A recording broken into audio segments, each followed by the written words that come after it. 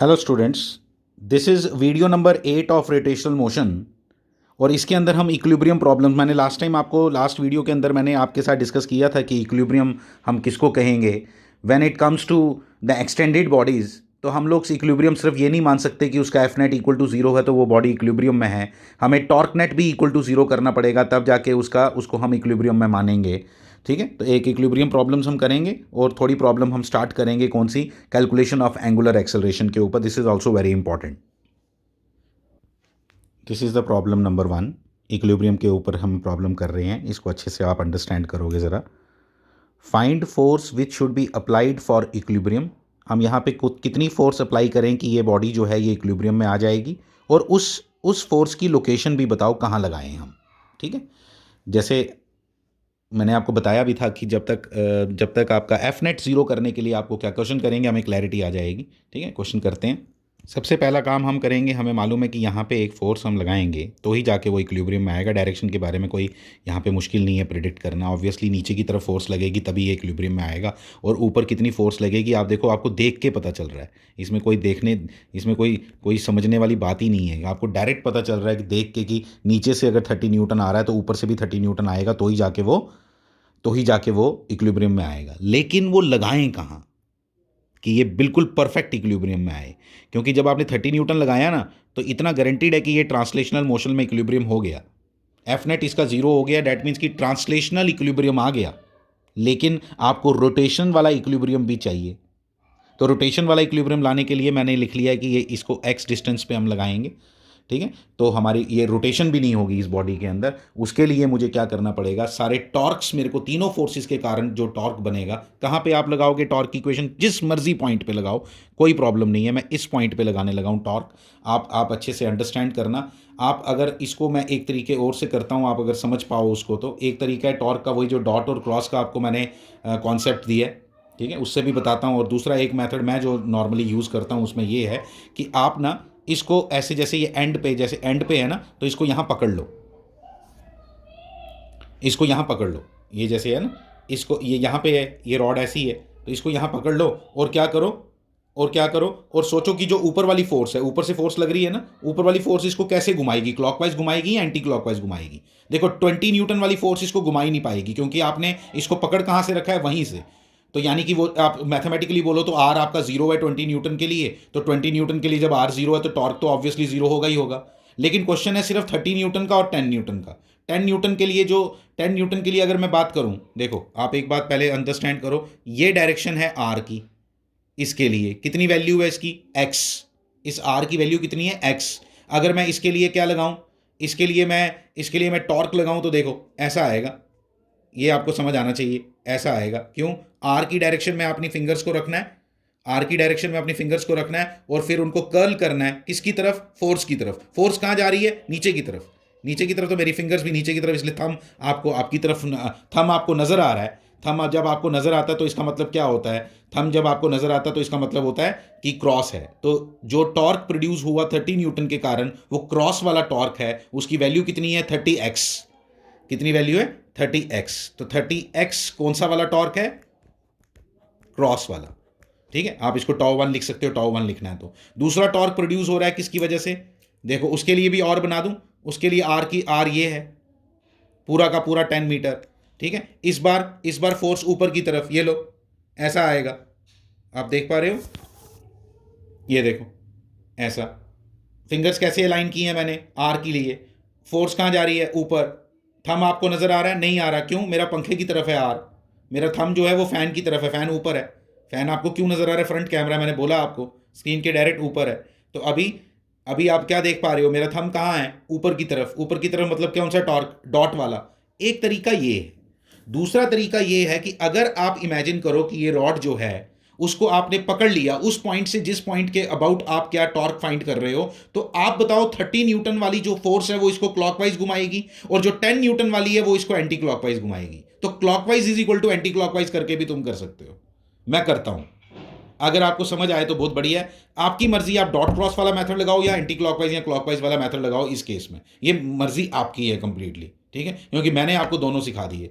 तो अब आपको देखना है कि आपको क्या करना है। तो 10 इंटू 10, 10 इंटू 10, दूसरा टॉर्क आ गया 10 × 10। टेक्निकल वे तो यही है, टेक्निकल वे तो यही है जो मैं आपको अभी बता रहा हूँ। जो एक्चुअल वे दिखाती है बुक्स वो ये हैं, डॉट और क्रॉस। ठीक है, तो यहाँ से आपको पता चला कि ये दोनों टॉर्क्स क्या है, इक्वल, इक्वल एंड अपोजिट होने चाहिए। अपोजिट तो है, अब इक्वल भी चाहिए। तो इक्वल चाहिए तो उसके लिए क्या करना पड़ेगा, टाउ नेट जीरो करने के लिए क्या करना पड़ेगा, 30x should be equal to 30x should be equal to 100, x should be equal to 10/3 metre. यानी कि 10/3 मीटर पे अगर जब ये फोर्स लगाओगे आप 10/3 मीटर पे, तो यहाँ अगर यहाँ से डिस्टेंस पूछा होगा तो 10/3 मीटर, यहाँ से पूछा होगा तो 20/3 मीटर, 20/3 मीटर। तो डिस्टेंस कहीं से भी पूछा हो, मेरे को लोकेशन पूछी थी, लोकेशन मैंने बता दी, जहाँ से मर्जी पूछी हो मैं बता सकता हूँ। सेंटर ऑफ मास से पूछी होगी तो बोलागा भाई 5 मीटर पे सेंटर ऑफ मास है इसका, L/2 पे, वहाँ से डिस्टेंस भी बता सकते हो आप।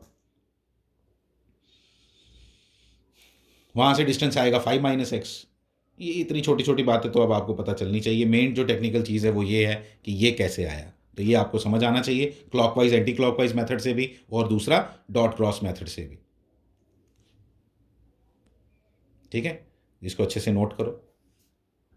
ये भी बिल्कुल सेम क्वेश्चन है। इसके लिए क्या करना पड़ेगा आप बताओ। सबसे पहले टेढ़ी फोर्सेस लगी हैं दोनों, और कुछ नहीं किया इसने। उसके मैं दो कंपोनेंट बना लूँगा। देखो कंपोनेंट बना लिए मैंने, जो दो फोर्सेस दी थी उसके कंपोनेंट बना लिए। अब कंपोनेंट बनाने के बाद ऊपर से कितनी फोर्स लगाएंगे आपको डायरेक्ट नज़र आ रहा है बड़े अच्छे से। ऊपर से कितनी फोर्स लगाएंगे वो आपको डायरेक्ट नज़र आ रहा है, बट उसकी लोकेशन पता लगाना बड़ा इंपॉर्टेंट है। उसकी लोकेशन पता लगाना बड़ा इंपॉर्टेंट है। ठीक है, उसकी लोकेशन हम पता लगाएंगे। वो डिस्टेंस x ले लेते हैं। ऊपर की फोर्स कितनी होगी, 38 न्यूटन होगी, इसमें हमें कोई शक नहीं है, ये 38 न्यूटन होगी। बाकी ये क्वेश्चन वैसा ही बन गया जैसे हमने पहले किया, ये क्वेश्चन बिल्कुल वैसा ही बन गया। ठीक है, 6 न्यूटन के कारण कोई टॉर्क प्रोड्यूस नहीं होना। रीज़न आपको पता चलना चाहिए, थीटा ज़ीरो है, थीटा ज़ीरो है आर और इसका। ठीक है, 8 न्यूटन के कारण होगा वो एंटी क्लॉकवाइज होगा, 38 के कारण क्लॉकवाइज होगा। 38 × x, ये भी 10 मीटर पहले से गिवन है आपको, तो इसका आंसर आएगा 38 × x इज इक्वल टू 8 × 10। खत्म हो गया क्वेश्चन, x की वैल्यू निकल गई। नेवर अ बिग डील, कुछ नहीं है इसके अंदर। क्वेश्चन पढ़ लो। Find tensions in the strings for equilibrium. ठीक है, आपको ये पता चलना चाहिए किस तरह से हमारी अप्रोच होगी, उसको आपने समझना है। अच्छे से करते हैं इसको, देखो कैसे करेंगे। इसको करने के लिए हम लोग क्या करने वाले हैं, सबसे पहला काम, एक तो आपको पता है यहाँ पे फोर्सेस जो इन्वॉल्व हैं उसमें एक फोर्स मिसिंग है अभी। वो कौन सी फोर्स होगी, वो हमारी यहाँ पे सेंटर में एक mg लग रही होगी। बिल्कुल यार, लगा दिया। सेंटर ऑफ मास पे ये mg लगती है, हमेशा याद रखोगे आप। ठीक है, mg लग गई। फिर यहाँ से हमें क्या नज़र आई, फर्स्ट इक्वेशन नज़र आ गई, T1 + T2 = mg। ये हमारी फर्स्ट इक्वेशन आ गई। बड़ा सिंपल क्वेश्चन है ये। ठीक है, T1 + T2 = mg। उसके बाद फिर मैं क्या करूँगा, किसी पर्टिकुलर पॉइंट पे टॉर्क की इक्वेशन लिखूंगा, किसी पर्टिकुलर पॉइंट पे टॉर्क की इक्वेशन लिखूंगा। अगर आप देखो, मैंने इस बार जिसको ग्रीन कलर का मैंने बना लिया, जिस पॉइंट को, अच्छा ये जो डिस्टेंसेस है ना यहाँ पे, ये वाले और ये वाला, इसको नेग्लिजिबल है, इसको हम बिल्कुल कंसिडर नहीं करते हैं। ठीक है, ये नहीं सोच लेना कि ये क्यों नहीं कंसिडर किया। ये टोटल लेंथ L जो है वो यहाँ से लेके यहाँ तक की है। ठीक है, पॉइंट से पॉइंट तक की, उसको घबराना नहीं आपने, उसको हमने नेग्लिजिबली स्मॉल है, उसको हम कंसिडर नहीं करते। इसलिए अगर आप ध्यान से देखो तो जब मैं इस पॉइंट के अबाउट टॉर्क फाइंड करूंगा तो T1 तो पहले पिक्चर से चला गया, बिल्कुल समझ आ गया हमें। सिर्फ T2 पिक्चर में रहा, T2 पिक्चर में रहा। T2 जो फोर्स है वो इस पर कैसा टॉर्क लगा रही है। आप क्रॉस डॉट वाला फंडा लगाओ, मैं तो देख के बताता हूँ कि ये एंटी क्लॉकवाइज है, mg वाला क्लॉकवाइज है, ये एंटी क्लॉकवाइज है। दोनों को इक्वेट कर दो, दोनों को इक्वेट कर दो। आओ जाओ लिख दूँ, आ जाओ लिख दूँ। क्या लिखूंगा, T2 × L, T2 × L is equal to mg into, बाकी डॉट क्रॉस वाला कोई मेथड लगाना चाहता है वो भी लगा सकता है, mg × L/2। खत्म हो गया क्वेश्चन। सामने सामने नजर आ गया कि T2 की वैल्यू किसके बराबर आ गई, mg/2 के। किसके बराबर आ गई, mg/2 के। खत्म क्वेश्चन। अगर T2 mg/2 आ गया तो इस इक्वेशन में सब्स्टिट्यूट करोगे तो आपको T1 भी कितना मिल जाएगा, mg/2 न्यूटन्स होते हैं। ये सिंपल सा क्वेश्चन था, कुछ खास मुश्किल नहीं था इसके अंदर। ये आपका नेक्स्ट क्वेश्चन थोड़ी सी वेरिएशन के साथ आप देख सकते हो। T1 T2 यहाँ निकालने हैं फॉर कंप्लीट इक्विलिब्रियम। ठीक है, पूरा इक्विलिब्रियम चाहिए, ट्रांसलेशनल भी और रोटेशनल भी। ठीक है, जैसे अब ये वाला जैसे हमने केस निकाला है।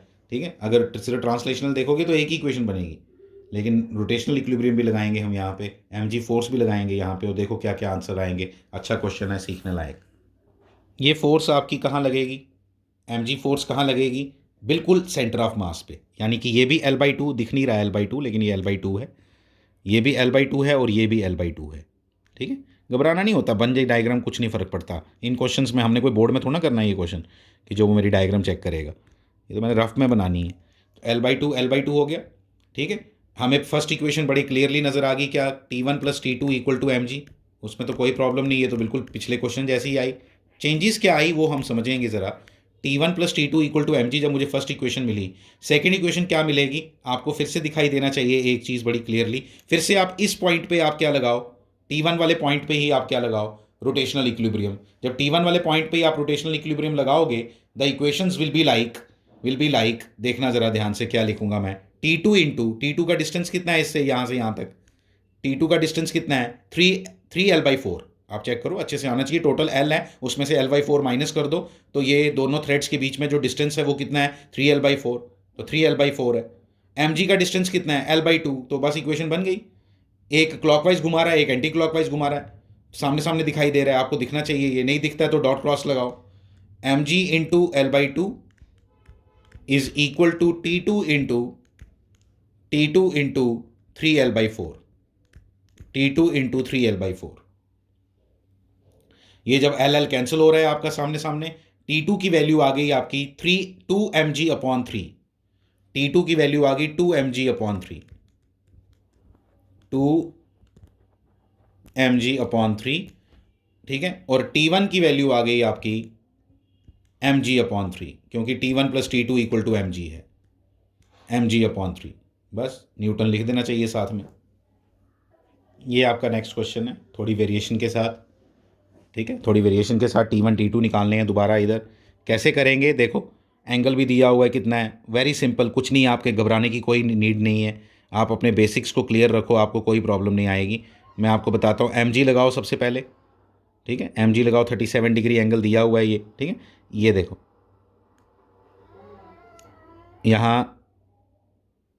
यहाँ पे सेंटर में, बिल्कुल सेंटर में यहाँ क्या लगेगा, mg लगेगा, बिल्कुल स्ट्रेट नीचे लग गया, mg बिल्कुल नीचे लग गया। ठीक है, अब हमें मालूम है कि ये जो डिस्टेंस है, पहली तो वही इक्वेशन यार, वो तो सेम इक्वेशन आएगी, T1 + T2 = mg, वो तो यहाँ पे भी सेम आएगी। सेकंड इक्वेशन क्या क्रिएट होगी यहाँ पे, बोलो सेकंड इक्वेशन क्या क्रिएट होगी। उसके लिए मुझे टॉर्क लगाना पड़ता है, वो इसी पॉइंट पे लगाते हैं जैसे हम लगा रहे हैं। लेकिन उसके लिए प्रॉब्लम इस बार क्या आई कि इस बार जो आर है ना, वो 90 डिग्री एंगल नहीं बना रहा, किसके साथ, फोर्स mg के साथ। ये 90 डिग्री एंगल नहीं बना रहा, ये है L/2, इतना हमें मालूम है, ये L/2 है। लेकिन ये नहीं ना लेना है आपने, आपने तो इसका परपेंडिकुलर कंपोनेंट लेना है। ठीक है, आपने तो इसका ये वाला कंपोनेंट लेना जो इधर सीधा गया, इधर ये वाला। ठीक है, आप तो इसमें इंटरेस्टेड हो, तो आपको बड़ी क्लियरली पता होना चाहिए कि अगर ये एंगल 37 था, अगर ये एंगल 37 है, ये वाला हॉरिजॉन्टल के साथ, तो ये पैरेलल लाइंस की वजह से कॉरस्पॉन्डिंग एंगल बनेंगे, और ये भी 37 डिग्री बनेगा। इतना तो आपको आना चाहिए जब आप इस लेवल पे पढ़ाई कर रहे हो। ठीक है, तो L/2 तो कितना आ गया मैं बताऊं, एक टॉर्क कितना आ गया, फिर से mg और T/2 जो आप पहले रॉड को पकड़ो, पहले रॉड को पकड़ो और ये फील करो क्या कि जो mg है वो इसको कैसे घुमा रहा है, क्लॉकवाइज, और T/2 कैसे घुमाएगा, एंटी क्लॉकवाइज। पकड़ के पहले पकड़ो, कहाँ से पकड़ो, ये जो इस पॉइंट से आपको पहले पकड़ना पड़ेगा, फिर जाके आपको ये फील आएगा कि क्लॉकवाइज एंटी क्लॉकवाइज वाला। तो mg × L/2, एक टॉर्क आया आपका mg × L/2 cos 37 degree equal to T2 × L cos 37। इसका तो पूरा डिस्टेंस आएगा ना L cos 37। ठीक है, ये वाला, उसको तो पूरा ये इधर से लेके इधर तक लेना है, एंगल उतना ही है। तो cos 37 बाई चांस कट गया, L भी कट गया, तो T2 = कितना आ गया, very simple, mg/2। When T2 = mg/2, तो T1 भी इसी के बराबर आएगा, कोई मुश्किल नहीं है इसमें। ये आपका नेक्स्ट क्वेश्चन है, इसके अंदर आपको नॉर्मल रिएक्शंस निकालनी है। एक रॉड पड़ी है इस तरह से दो वॉल्स के साथ, जैसे आप देख पा रहे हो। यहाँ पे इसकी लेंथ कितनी है रॉड की, L = 10 मीटर दिया है, मास इसका 10 kg है। 6 मीटर, 4 मीटर, 6 मीटर, 8 मीटर जो दिया है आपको पता चल गया। एक साइड पे आपको दिया है कि फ्रिक्शन म्यू है, लेकिन एक साइड पे फ्रिक्शन कोफिशिएंट ऑफ फ्रिक्शन नहीं है। ठीक है। तो जहाँ पे है वहाँ पे फ्रिक्शन लग जाएगी, कोई प्रॉब्लम नहीं है उस केस में। आपको नॉर्मल रिएक्शंस निकालनी है, उसको हम निकालेंगे। देखो किस तरह से आप अप्रोच देखना क्या होगी, बिल्कुल भी डिफ़िकल्ट नहीं है, घबराने की कोई नीड नहीं है। देखना ज़रा, सबसे पहला काम सबसे पहला काम आप यहाँ पे एम जी फोर्स लगाओ। बिल्कुल सेंटर में इसके एम जी फोर्स लगेगी, इसके सेंटर ऑफ मास में। यहाँ एम जी फोर्स लगा दी, फाइन। एम जी तो वैल्यू भी पता चल जाएगी आपको इस बार, 100 न्यूटन फोर्स है, लगा लो 100 न्यूटन ही लिख दो। ठीक है, 100 न्यूटन एम जी है ये। 10 लेते हैं हम जी की वैल्यू, जब नहीं दी हो तो हमने अपनी सिंपलिसिटी के लिए। ठीक है, फिर उसके बाद 100 न्यूटन लगाने के बाद अब आपको क्या चाहिए, अब आप बताओ। अब आप 100 न्यूटन जब आपने लगाई, अब आपको एक इक्वेशन मैं आपको बताता हूँ। यहाँ पे आपका जो आ रहा है वो क्या आ रहा है,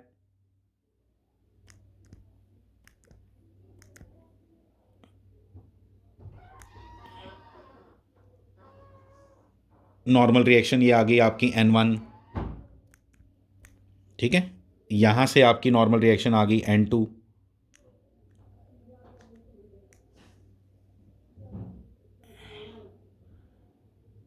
ठीक है,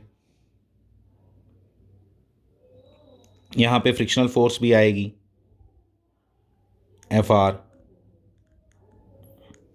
ठीक है, ये FR आएगी, फ्रिक्शनल स्टैटिक फ्रिक्शन लग रही होगी यहाँ पे। ठीक है, आगे नहीं बढ़ेगा ये।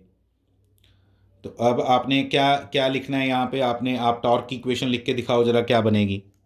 इस पॉइंट पे जहाँ पे फोर्सेस ज़्यादा हो वहाँ लगाना फ़ायदेमंद रहता है, क्योंकि वो सारे खुद जो फोर्सेस इस पॉइंट पे होंगी वो तो ज़ीरो हो जाएंगी, उनके कारण टॉर्क ज़ीरो हो जाएगा। फोर्सेस नहीं ज़ीरो हो जाएंगी, उनके कारण टॉर्क ज़ीरो हो जाएगा। तो इसलिए हम क्या लिखेंगे, अगर आप ध्यान से देखो पकड़ो इस रॉड को और 100 न्यूटन से खींचो।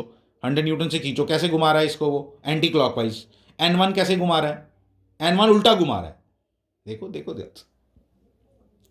देखना तो आपको पड़ेगा, देखना तो आपको पड़ेगा, ये तो मैं आपको बता देता हूँ। ठीक है, देखना तो आपको पड़ेगा।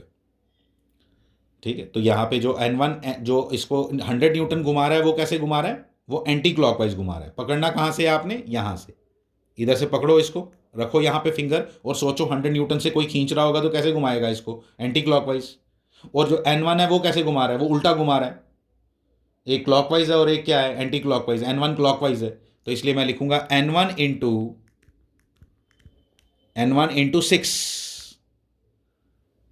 ये डिस्टेंस यही चाहिए ना, आर ये नहीं है, आर तो ये है, आर तो ये है, आर तो ये है, लेकिन उसका कौन सा कंपोनेंट जो इसके साथ परपेंडिकुलर हो फोर्स के साथ। ठीक है, फोर्स के साथ परपेंडिकुलर हो वो लेना है। तो फोर्स के साथ जो परपेंडिकुलर वो कंपोनेंट लिया, तो वो कितना है, 6। तो N1 into 6 is equal to 100 into 4। 100 into 4 कैसे, ये देखो, ये है ना आपका फोर्स, ये। तो इस आर की वैल्यू क्या बनी इधर तक, आर की वैल्यू आपकी ये बनी। इसके लिए इसका कौन सा कंपोनेंट लेना जो इसके परपेंडिकुलर हो, वो कौन है परपेंडिकुलर, ये वाला। इतना इतना कौन होगा ये, क्योंकि सेंटर ऑफ मास में है तो यहाँ से ये डायरेक्ट 4 आएगा। ठीक है, तो कितना आएगा, 100 इंटू 4। 100 इंटू 4, तो ultimately N1 is equal to कितना बना, 200/3 न्यूटन। 200/3 न्यूटन डायरेक्ट दिख रहा है। N2 किसके बराबर आएगा, N2 इक्वल टू सीधा सीधा सीधा आप वो वाली इक्वेशन लगाओ ना, ट्रांसलेशनल मोशन वाली। नीचे की तरफ है 100 न्यूटन, ऊपर की तरफ है N2, तो N2 इज इक्वल टू क्या आ गया, 100 न्यूटन। तो यही नॉर्मल रिएक्शंस आपने निकालनी थी। क्या बना आपका, N2 equal to 100 newton, direct direct नजर आ रहा है, इसमें कोई टॉर्क इक्वेशन लगाने की जरूरत नहीं। ये आपका नेक्स्ट क्वेश्चन है। इसके अंदर ये एक विंडो जैसा है, क्या है ये, एक विंडो है। जैसे आपने विंडो देखी होगी ना, विंडो है, और विंडो के दो हिंजेस होते हैं जहाँ के साथ वो जिसके साथ वो जिसके अबाउट वो घूमती है। आप अगर नहीं देखें आपने तो खोलो विंडो घर की और वहाँ देखो, वहाँ हिंजेस लगे होंगे वो ऐसे, इस तरह के। अगर पुरानी विंडो होती है तो आजकल इस तरह के हिंजेस लगे होते हैं उसमें। ठीक है, ऐसे ऐसे हिंजेस होते हैं, रेक्टेंगुलर शेप के होते हैं, बट हमने ऐसे बनाए हैं यहाँ। ठीक है, तो आप ये आगे हिंजेस, इन हिंजेस पे रिएक्शंस आएंगी। इन हिंजेस पे क्या आएंगी, रिएक्शंस आएंगी। वो रिएक्शंस कैसे आपने शो करनी है आपको मैं बता देता हूँ। ये देखो, ये रिएक्शन लग रही है यहाँ। हमेशा आपने इस तरह से हिंज पे रिएक्शन बनानी है। क्या, ये आ गया N2, ये आ गया N1। ठीक है, ये आ गया N4, यही हमने निकालनी है, यही कैलकुलेट करनी है। N3, N4 ले लो इसको, N4, ये आ गया N5। N3 सॉरी, ठीक है। ये सारी आपने फाइंड करनी है, N1 N2 N3 N4 N5, ये सब अपने N1 N2 N3 N4 आपने फाइंड करनी है। एक फोर्स हमारी यहाँ लग रही है, वो हमने दिखाई नहीं, सेंटर ऑफ मास पे कितनी फोर्स लगेगी, mg। ये हमारी इतनी कहानी है अभी तक। अब जो हमारी इक्वेशंस यहाँ बन रही हैं वो क्या दिख रही हैं, आप देखना ज़रा ध्यान से। N1 प्लस N3, ध्यान देना, N1 plus N3 equal to mg, एक इक्वेशन बन रही है फर्स्ट ट्रांसलेशनल मोशन के लिए, और दूसरी इक्वेशन बन रही है N2 plus N4 equal to 0। Horizontal में और कुछ है नहीं तो इक्वल टू 0, इसलिए ये सेकंड इक्वेशन बन गई। N1 plus N3 equal to mg बन रही है क्योंकि दो फोर्सेस ऊपर की तरफ हैं और एक फोर्स नीचे की तरफ है, इसलिए N1 plus N3 equal to mg, और N2 plus N4 equal to 0। ये बन गई दो इक्वेशंस। अननोन कितने हैं, 4 हैं, ठीक है। तो एक इक्वेशन और कहाँ से आएगी, एक इक्वेशन और कहाँ से आएगी, वो हमें कहाँ से मिलेगी, वो मैं बताता हूँ आपको कहाँ से मिलेगी। वो आपको इस पॉइंट पे, ये वाला पॉइंट है आपका, मैं इसको कर रहा हूँ इस तरह से मार्क, इस पॉइंट पे आप क्या लगाओगे, इस पॉइंट पे आप लगाओ टॉर्क की इक्वेशन बाकी सारी फोर्सेस के लिए। N1 का टॉर्क 0 होगा, N3 का टॉर्क 0 होगा, क्योंकि R और N3 और N4 का तो वैसे ही 0 है, N1 का भी 0 होगा, N1 का भी 0 होगा, आप समझ लेना प्लीज़। N1 का भी 0 होने वाला है, इस बात को आप अंडरस्टैंड करोगे अच्छे से। और मैं आपको क्या लिख के दे रहा हूँ यहाँ देखना ज़रा आप ध्यान से, मैं क्या लिख के दे रहा हूँ आप अच्छे से समझना प्लीज़ इस बात को। mg इंटू, अब आपको टॉर्क की इक्वेशन लिखनी पहले आनी चाहिए, mg into a/2, mg into a/2, vertical distance between mg and the point of consideration, मतलब जिसके अबाउट आप पॉइंट निकाल रहे हो। आप बोलोगे सर वो तो ऐसा है तो भाई, लेकिन हमें तो लेना है ना उसका क्या, वर्टिकल, जो फोर्स के साथ वर्टिकल कंपोनेंट है, ये आर ये है, लेकिन आर का मुझे कौन सा कंपोनेंट लेना होता है, परपेंडिकुलर वाला। तो इसलिए mg इंटू a/2, तो ये a/2 आएगा, डायरेक्ट नज़र आ रहा है सेंटर ऑफ मास की वजह से, फाइन, आ गया समझ, mg इंटू a/2 आ गया समझ। mg इसको कैसे घुमा रहा है, mg इसको कैसे घुमा रहा है, अगर आपने घुमाने वाला सिस्टम नहीं करना, आपने इस बार डॉट प्रोडक्ट वाला, डॉट और क्रॉस वाला करना है, मैं वो भी बता सकता हूँ आपको। इसके कारण जो टॉर्क आएगा कैसा आएगा, वो देखो, ये ऐसा है ना, ये आर है आपका, तो आर के साथ अलाइन करो और mg की तरफ घूमो, अंदर की तरफ आया तो ये आया अंदर की तरफ, यानी कि ये क्रॉस आया, ठीक है। और जो N2 वाला आएगा वो भी क्रॉस आ रहा है, वो भी क्रॉस आ रहा है, आप देखो ध्यान से, N2 वाला जो आएगा वो भी क्रॉस ही आएगा, करके देखते हैं, ऐसे नहीं बात करते। ये है आपका R3, ये ऊपर की तरफ है ना, ये है ना R3, लेकिन उधर लेना पड़ेगा ऊपर की तरफ, तो अल्टीमेटली R3 इंटू R3, ये देखो अंदर की तरफ ही आ रहा है, मैं दिखा देता हूँ आपको, ये देखो ऐसे ही आ रहा है, ऐसे ही आ रहा है, आपको दिख रहा है, तो इसका मतलब क्या आएगा, डॉट आएगा। ये मैंने आर की डायरेक्शन में मैंने अपनी फिंगर्स को अलाइन किया है, किसकी तरफ घुमा रहा हूँ, N2 की तरफ घुमा रहा हूँ, तो थंब आ गया, देखा थंब आपको दिख रहा है ना, थंब, तो आपको दिखने का मतलब क्या हुआ, into the screen, into the screen क्या होता है, क्रॉस, ठीक है। तो अल्टीमेटली क्या बना, equal to N2 into N2 का डिस्टेंस देखो कितना है, ये डिस्टेंस है इतना सा c, तो N2 इंटू सी आ गया, लेकिन ये भी क्रॉस था ना, ये भी क्रॉस था, इसलिए प्लस दिस इक्वल टू 0 लिखना। अच्छा, दोनों सेम है ना, तो इक्वल टू 0 लिखना। पहले दोनों उल्टे हुआ करते थे, एक क्रॉस हुआ करता था, एक डॉट हुआ करता था, इसलिए आंसर क्या आता था, अगर ये डॉट होता तो क्या बनता बताओ, mg into a/2 minus N2 into C equal to 0, ऐसे लिखते ना, तो एक ही मतलब हो गया इक्वल टू के उस तरफ लिखने का। लेकिन इस बार क्यों नहीं लिख रहा हूं इक्वल टू के उस तरफ, क्योंकि दोनों क्या हैं, दोनों क्रॉस हैं, तो दोनों क्रॉस हैं, तो दोनों का सम इक्वल टू क्या आएगा, 0। वहां पे भी हम ऐसे ही करते थे जब क्लॉकवाइज एंटी क्लॉकवाइज करते थे, लेकिन माइनस हो तो इक्वल टू के उस तरफ लिखना ज़्यादा बेटर रहता है ना, इसलिए हम वैसे लिखते थे।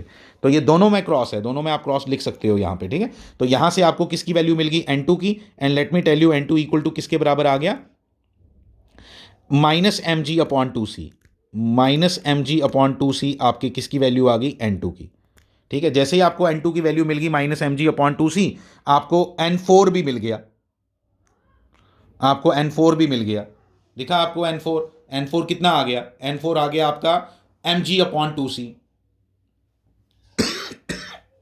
mg/2c। फिर उसने एक चीज़ हमें गिवन है, क्या बोला कि दोनों नॉर्मल रिएक्शंस बराबर हैं। अगर दोनों नॉर्मल रिएक्शंस बराबर हैं, यहाँ पे जैसे N2 और N4 बराबर आ गए, बिल्कुल बराबर आए, लेकिन ये बस एक दूसरे से अपोजिट साइन पे, हमें तो बोला भी है कि मैग्नीट्यूड सिर्फ बराबर है, ठीक है। तो इसी तरह से N1 और N3 भी बराबर होंगे। जब N1 और N3 बराबर होंगे तो हम N1 और N3 को क्या लिख सकते हैं, N1 plus N1 equal to M G, यानी twice N1 equal to M G, N1 equal to M G upon two, N3 भी एम जी अपॉन टू। तो इसलिए N1 और M3 की वैल्यू क्या आएगी, N1 इक्वल टू N3 आएगा, और किसके बराबर आएगा, एम जी अपॉन टू के, एम जी अपॉन टू के, क्योंकि हमें गिवन है क्वेश्चन के अंदर कि दोनों नॉर्मल रिएक्शन जो दो हिंजेस पे हैं वो इक्वल है मैग्नीट्यूड वाइज। अगर मैग्नीट्यूड वाइज वो इक्वल हैं तो उनके उनके कंपोनेंट्स भी इक्वल होंगे, उनके उनके कंपोनेंट के मैग्नीट्यूड्स भी इक्वल होंगे। तो N2 और N4 तो इक्वल आ ही गए, कैलकुलेट करके ही इक्वल आ गए, एक एम जी अपॉन टू सी और दूसरा भी M G upon to C. Minus का मतलब तो सिर्फ इतना है कि बस उसकी डायरेक्शन उल्टी है, जैसी आपने ली हुई है N2 की डायरेक्शन वैसी नहीं है, उससे उल्टी है, ऐसी है। आपको बनाने की ज़रूरत नहीं है, लेकिन माइनस लिखना इनफ हो जाता है। तो ये आपका आंसर आया। अच्छा क्वेश्चन था, अच्छे से अंडरस्टैंड करो एक एक क्वेश्चन को, कॉन्सेप्ट क्लियर करो एक एक चीज़ के, ठीक है। अब ये नेक्स्ट कैटेगरी के क्वेश्चंस आ गए जिसके अंदर हम एंगुलर एक्सेलरेशन फाइंड करने के बारे में बात करेंगे। एक डिस्क दी हुई है जिसके ऊपर फोर्स लगाई है, आपको बड़ी क्लियरली नज़र आ रही है फोर्स कहाँ लगाई है, ठीक है। जब भी आपने एंगुलर एक्सेलरेशन लगानी होगी ना, आपने एक फॉर्मूला याद करना है कि जब हम लॉज ऑफ मोशन पढ़ते थे, जब हम पॉइंट मास के ऑब्जेक्ट्स लेते थे, तब हम एफ इज इक्वल टू क्या लिखते थे, एम ए। फोर्स की जगह अब यहाँ पे रोटेशनल मोशन में क्या दिखाई देगा आपको, टॉर्क। मैंने पहले भी आपसे बात की है, टॉर्क दिखाई देगा। मास की जगह क्या दिखाई देगा, मोमेंट ऑफ इनर्शिया आई, और ए की जगह क्या दिखाई देगा, अल्फा। इसलिए ये एक नई इक्वेशन बनी जिसको हम डिराइव भी करेंगे लेटर ऑन एंगुलर मोमेंटम पढ़ते टाइम। अभी आप सिर्फ अभी अभी आपके लिए एंगुलर मोमेंटम अभी कोई बात सुनने की जरूरत नहीं मेरी। अभी आप सिर्फ ये याद रखो कि ये इक्वेशन कैसे आई, tau is equal to I alpha. यहाँ से अल्फा जब भी आपको निकालने को बोला जाएगा, डैट मीन्स कि यू नीड टू थिंग्स, एक तो टॉर्क और एक क्या, मोमेंट ऑफ इनर्शिया, ठीक है। तो टॉर्क निकालने के लिए भी आपको आपको आपको एक्सिस की ज़रूरत होती है, और आपको मोमेंट ऑफ इनर्शिया कैलकुलेट करते टाइम भी एक्सिस की ज़रूरत होती है। तो ऐसा नहीं करना कभी भी कि टॉर्क अलग एक्सिस से निकाल लेना और मोमेंट ऑफ इनर्शिया अलग एक्सिस से निकाल लेना। जिस एक्सिस के अबाउट आप टॉर्क कैलकुलेट करोगे, उसी एक्सिस के अबाउट आपने मोमेंट ऑफ इनर्शिया भी कैलकुलेट करना है, ठीक है। तो मोमेंट ऑफ इनर्शिया हमारा पहला टॉपिक था, टॉर्क हमने दूसरा पढ़ा। अब दोनों की मदद से हम लोग एंगुलर एक्सेलरेशन कैलकुलेट करना सीखेंगे अगले कुछ क्वेश्चंस के अंदर। तो अब मैं अगर टॉर्क की बात करूं तो किसके बराबर होगा, ये देखो, ये डिस्टेंस है आपका आर, ठीक है, परपेंडिकुलर भी है इसके साथ, ठीक है, परपेंडिकुलर भी है, तो इसलिए क्या होगा, टॉर्क किसके बराबर आ गया, F into R, very good, F R sine 90। फिर आपका आर, ये मोमेंट ऑफ इनर्शिया क्या चीज़ है, ये डिस्क है, कौन सी एक्सिस है, बड़े ध्यान से देखो, जो ये वाली एक्सिस है इसके लिए मोमेंट ऑफ इनर्शिया हमने कैलकुलेट करना सीखा था, हमने इंटीग्रेशन से वो डिराइव करके सीखा था। अगर आपको वो डेरिवेशंस नहीं आती कोई इशू नहीं है, लेकिन आपको ये फार्मूला ज़रूर आना चाहिए। This formula is M R square upon two, and when we divide them, tau upon I करेंगे, हमें एंगुलर एक्सेलरेशन मिलेगा, and the answer comes out to be 2f upon M R. R R एक cancel हो गया, एक are अभी रह गया, इसलिए एंगुलर एक्सेलरेशन का आंसर ये आ गया। एंगुलर एक्सेलरेशन के यूनिट्स होते हैं रेडियंस पर सेकेंड, रेडियंस पर सेकेंड, प्लीज लिख के रखोगे आप, रेडियंस पर सेकेंड स्क्वेयर, ठीक है, रेडियंस पर सेकेंड स्क्वेयर। जैसे आपका लीनियर एक्सेलरेशन जो थी वो किसके बराबर होती है, मीटर पर सेकेंड स्क्वेयर उसके यूनिट्स होते हैं, इसके यूनिट क्या होंगे, रेडियंस पर सेकेंड स्क्वेयर।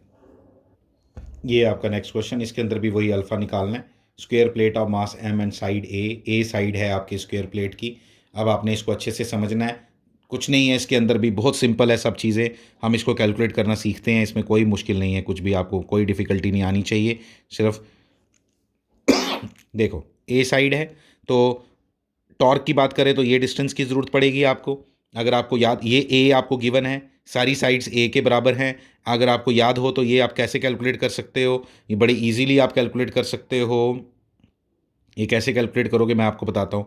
ये एंगल आपका 90 है, ठीक है, ये डायगोनल है, डायगोनल ऑफ स्क्वायर आपको याद हो जाना चाहिए। Diagonal of square, diagonal of square कितना होता है, √2a होता है, लेकिन ये तो उसके आधा है, देखो ये डायगोनल का आधा है, तो √2a is the diagonal of a square, तो इसका आधा करेंगे तो कितना बनेगा, √2a अपॉन 2 है ये चीज़, ठीक है, यानी कि कितना बन गया, a अपॉन √2, a अपॉन √2, ठीक है, तो a अपॉन √2 आ गई ये चीज़।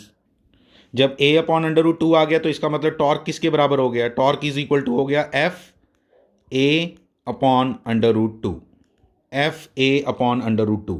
Moment of inertia square plate का याद करो, डायगोनल्स जहाँ इंटरसेक्ट करते हैं, हमने ये कैलकुलेट किया था, डायगोनल जहाँ इंटरसेक्ट करेंगे वहाँ पे मोमेंट ऑफ इनर्शिया की क्या वैल्यू हुआ करेगी, आपको ये मैंने करवाया था। ठीक है, हमने डायगोनल का बाद में किया था, पहले इसी का कैलकुलेट किया था। इसको कैलकुलेट करने के लिए हमने क्या कॉन्सेप्ट यूज़ किए थे, आपको सब आने चाहिए।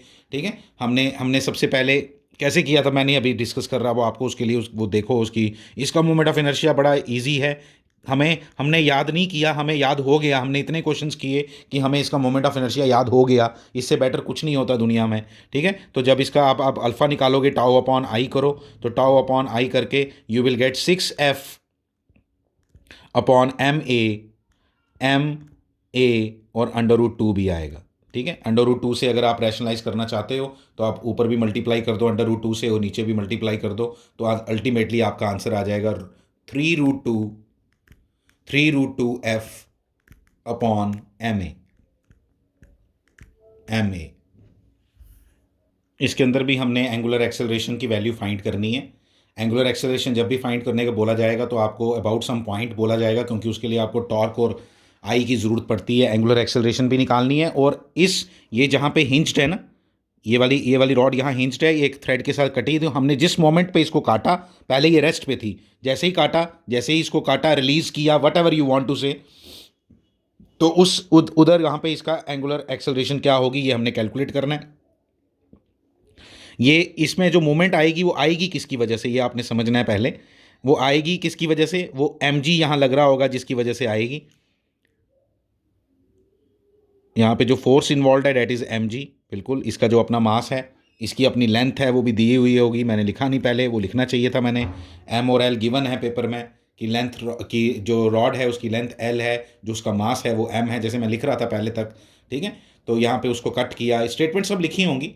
ठीक है, तो mg को अब हमने निकालना है। इसके साथ हम कैसे कैलकुलेट करेंगे, टॉर्क जो यहाँ पे है, जो टॉर्क है वो कितना आया, mg इंटू L/2।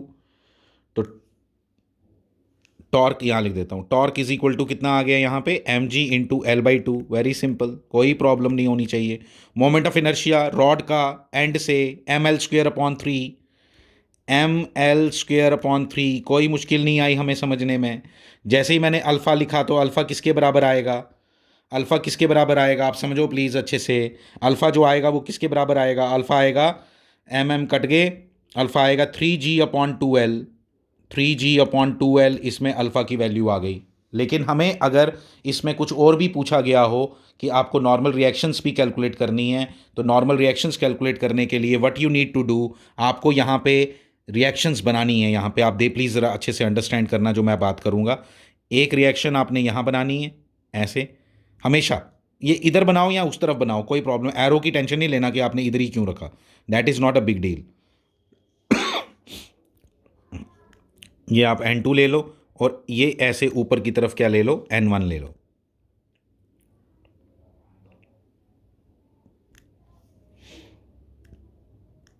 ठीक है, हमें मालूम है नेट फोर्स कितनी आ गई यहाँ पे, नेट फोर्स किसके बराबर आ गई, net force is equal to आ गई, नेट फोर्स किसके बराबर आ गई, नेट फोर्स इज mg-n1। आपको मालूम है mg- नेट फोर्स किसके बराबर हुआ करती थी, ma। ठीक है, नेट फोर्स किसके बराबर होती है, आपने अब एक और मॉडिफाई करना है। जब आप रिजिड बॉडीज में आ जाते हो, एक्सटेंडेड बॉडीज में आ जाते हो, तो आपने बोलना है that is not equal to M A, आप बोलना है m into A COM, acceleration of centre of mass. ठीक है, तो सेंटर ऑफ मास ही है हमारा यहाँ, तो इसकी जो एक्सेलरेशन है यहाँ पे इस तरफ होगी at, उसको क्या बोलते हैं, टेंजेंशियल एक्सेलरेशन at, और यहाँ पे क्या होगी, सेंट्रीपिटल एक्सेलरेशन ac। ठीक है, याद होगा आपको, सर्कुलर मोशन में हमने पढ़ा था टेंजेंशियल एक्सेलरेशन और सेंट्रीपिटल एक्सेलरेशन। तो ये किसके बराबर होता है, mg-na, n1 is equal to tangential acceleration जो आई आपकी कितनी, tangential acceleration is equal to क्या आई, m इंटू at कितना है, m इंटू at लिख लो। at किसके बराबर होता है, आपको मालूम होना चाहिए, अल्फा आर के बराबर होता है। कितना, अल्फा आर कितना है, कितने रेडियस से घूम रहा है आपका सेंटर ऑफ मास, ऐसे घूम रहा होगा, ऐसे घूम रहा होगा, इतने रेडियस से, इतने रेडियस से घूम रहा होगा। कितना रेडियस है ये, कितना रेडियस है ये, L/2। तो इसलिए क्या लिखेंगे हम, mg-n1 equal to m into R alpha. ठीक है, m into R alpha, R alpha क्या है, आर अल्फा क्या है, L/2 अल्फ़ा की वैल्यू तो लिखी हुई है, तो यहाँ से इसकी कैलकुलेशन करोगे तो आपको n1 की वैल्यू मिल जाएगी। किसकी वैल्यू मिल जाएगी? n1 की। That is not a big deal to calculate. आपको सामने सामने नज़र आ रहा होगा, अल्फ़ा के अंदर l कैंसिल हो जाएगा, n1 इक्वल टू बड़े आराम से निकल जाएगा। आप इसको कैलकुलेट कर लो, तो कोई बड़ी बात नहीं है इसको कैलकुलेट करना। टाइम ऑलरेडी ज़्यादा हो गया इस वीडियो का, आप इसलिए मैं आपसे एक्सपेक्ट करता हूँ कि आप n1 इसमें खुद कैलकुलेट करके रखोगे। Not a big deal. कुछ ए जो 80 की वैल्यू आ रही है वो आ रही है G 3G/4। तो 3G/4 जब आ गई उसकी वैल्यू, तो वो आप इधर डालोगे तो यहाँ से आपको सब मिल जाएगा। mg 3mg/4 हो गया, ठीक है, 3mg/4। n1 इक्वल टू आएगा mg माइनस 3mg/4, तो mg/4 आ गया। चलो देखो, आप मैंने थोड़ा जल्दी जल्दी किया, प्लीज़ आप जरा चेक कर लेना बाद में मैंने कहीं गड़बड़ ना की हो। n1 इक्वल टू 3g/ नहीं mg/4 आप लेकिन प्लीज़ इसको चेक कर लेना कि mg/4 आता है या नहीं आता है। न्यूटन्स लिखा मैंने, जब तो न्यूटन लिखने की जरूरत नहीं है, ठीक है। n1 इक्वल टू mg/4 आपने ये किस तरह से कैलकुलेट किया, एक एक चीज़ को अच्छे से अंडरस्टैंड करोगे। सेंट्रीपिटल एक्सेलरेशन के बारे में हमने कोई बात नहीं की, वो इसलिए सेंट्रीपिटल एक्सेलरेशन n2 के बराबर होगी, लेकिन इनिशियली ये बॉडी रेस्ट पे थी, इसलिए इनिशियल अगर मैं बोलूं कि इसकी सेंट्रीपिटल एक्सेलरेशन कितनी थी तो वो ज़ीरो थी। और इसलिए अगर ये ज़ीरो थी तो जो इसके साथ जो हॉरिजॉन्टल वाला पोर्शन है, जो इसके साथ ए सी इक्वल टू n2 के बराबर आना था, तो वो अगर ए सी ज़ीरो है तो n2 भी ज़ीरो होगा। Thank you very much.